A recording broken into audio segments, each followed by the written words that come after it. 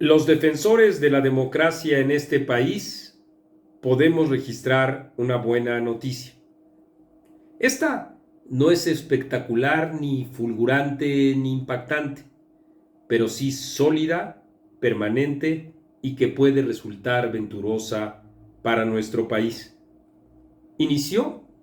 nos parece, la tendencia comenzando octubre de 2022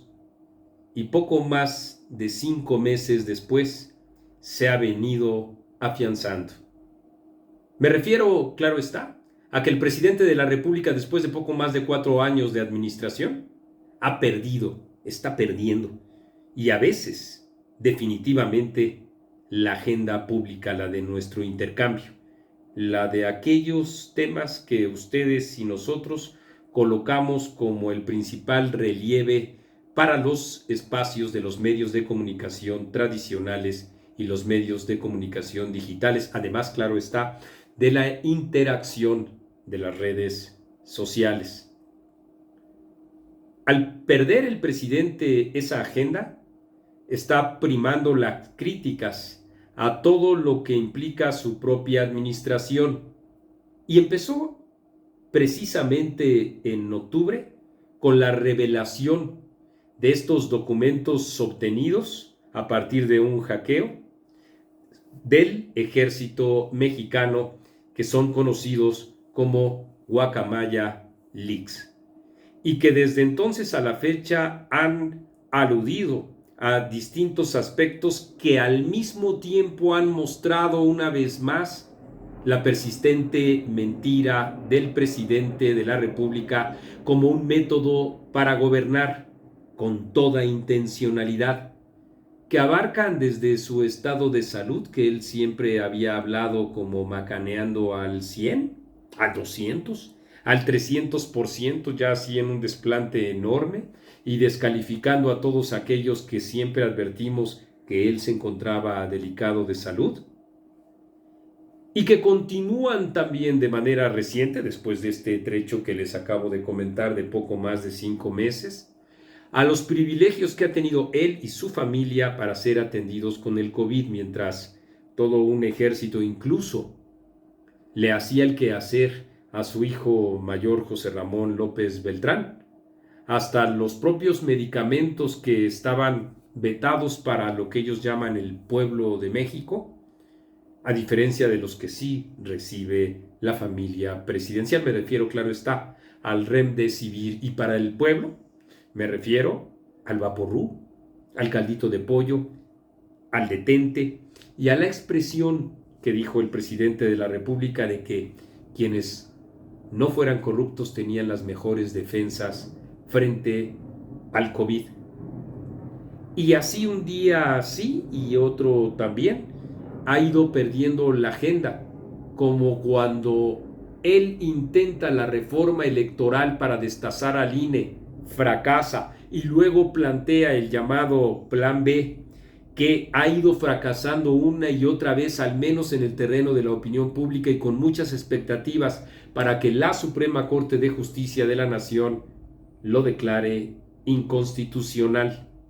Ya de suyo fue un romper la agenda fijada por el presidente de la República, cuando todos nos pusimos a hablar, vamos, a festejar la restitución de Edmundo Jacobo Molina como secretario ejecutivo del Instituto Nacional Electoral, y cómo ese ha sido un tema entre varios otros que están configurando un Andrés Manuel López Obrador que está golpeando sistemáticamente a la democracia, porque además ha perdido esa agenda en nuestro país, y con los medios de comunicación internacionales que han retomado esta iniciativa autoritaria del presidente de la República para denunciar esos intentos de regresión autoritaria. Y junto con ello, por supuesto, los intentos desesperados del presidente por generarse un enemigo a modo con esta expresión del nacionalismo ramplón, que sin embargo ha sido bien enfrentada por el gobierno estadounidense, desmarcándose y simultáneamente también afianzando su convicción sobre las violaciones a los derechos humanos en nuestro país. Y díganlo si no, a propósito de todo lo que se ha revelado en estos documentos de Guacamaya Leaks, también lo que no ha sido revelado y sin embargo muestran las enormes inconsistencias de las fuerzas castrenses, como lo que tiene que ver con la violación de los derechos humanos en Matamoros y el sufrimiento de 5 jóvenes que no se encontraban armados y que sin embargo fueron agredidos por el propio ejército. Y bueno,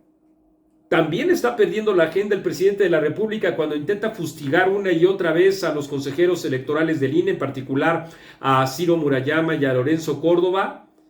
difundiendo mentiras, difundiendo puros aspectos que los difaman a estos consejeros y hallando una sólida, muy sólida respuesta en la sociedad. ¿Y qué decir de la marcha? De la marcha que él pensó como un contrapeso a las 2 importantísimas marchas, la más importante marcha en toda la historia de nuestro país generada por las mujeres y la famosa marea o la oleada rosa en defensa de la propia democracia. Nadie o muy pocos asumieron ese tema, el de la concentración del presidente con motivo del 18 de marzo, para hacer de eso un tema prioritario. Al contrario, el tema prioritario fue la quema de un muñeco en representación de la ministra presidente de la Suprema Corte de Justicia de la Nación, Norma Piña. Y ahí también el oleaje enorme de solidaridad que se ha expresado en favor de ella frente a los ataques que ha recibido el propio presidente, para lo cual su propia estructura de farsantes de la 4T no le han podido ayudar. Que digamos a Sabina Berman, que decía o que hablaba del encontronazo entre Norma Piña y el presidente López Obrador, cuando no ha sido ningún encontronazo, sino una muestra de agresión sistemática y permanente del presidente de la República. Y a todo eso hay que señalar otros 2 aspectos importantes. Uno, el que tiene que ver con Segalmex, y el más importante y cuantioso saqueo que haya recibido un país en toda la historia dentro de una administración generada por Andrés Manuel López Obrador. De eso estamos hablando, de ese tamaño estamos hablando, no solo de la historia de nuestro país, México, sino también estamos hablando de una dependencia creada por Andrés Manuel López Obrador, que lo que hace es defender a Ignacio Valle como si él hubiera sido solo engañado, no exagero, por los priistas que le arrebataron los recursos y todo lo que implicaría en realidad una responsabilidad que tendría o debería de tener en la cárcel a este sujeto. Y el otro aspecto, a propósito de lo que hablábamos de los organismos autónomos, la resolución legal. Porque el Senado tiene 3 días para nombrar a los comisionados, pone en una situación de entredicho una vez más Andrés Manuel López Obrador, junto con el discurso de la comisionada presidente, en donde queda perfectamente claro que el funcionamiento del INAI es para atender las necesidades sociales de transparencia e información y no para atender al poder. Y así, en cada uno de estos temas que les estoy comentando a ustedes, el presidente de la República no ha podido, ni en los más elementales aspectos, por ejemplo, los relacionados con el deporte y el béisbol, y la selección de México que pierde ante su similar de Japón, que quiso el presidente de la República ver en ese episodio una manera de treparse en él. Y no, tampoco ha podido el presidente responder a la presión cada vez mayor de la sociedad en todos estos temas. Y entonces comienzo por el principio. Se está gestando una tendencia que parece irreversible y que va acompañando al desgaste del poder de Andrés Manuel López Obrador. Son los temas que preocupan y que ocupan a la sociedad mexicana los que están empezando a primar dentro de nuestro intercambio público. Porque ahí está la inflación, el huevo, las tortillas Y nos hemos cifrado demasiado en estos productos, pero hay muchos otros de la propia canasta básica que muestran la carestía que están recibiendo en general el país y en particular las clases menos favorecidas, a las que no les importa si hay o no un superpeso, si este no se refleja en las cocinas de los mexicanos, y eso es justamente lo que está ocurriendo. Mientras, el presidente sin brújula intenta una y otra vez los mismos recursos que se le han desgastado y las mismas mentiras que en efecto ya nadie les cree. La más reciente, cuando Andrés Manuel López Obrador informa que no, que en México no hay ya masacres, cosa que había dicho desde hace 3 años y que todavía tuvo incautos que le creyeron, y que ahora queda perfectamente claro que las cuantificadas por los expertos en materia de seguridad aluden a más de 122 masacres, y a los reportes de la Comisión Nacional de Derechos Humanos que dan cuenta de este tipo de actitudes, por no hablar, claro está, de la inseguridad creciente y de uno de esos rubros al que pertenece la inseguridad por la que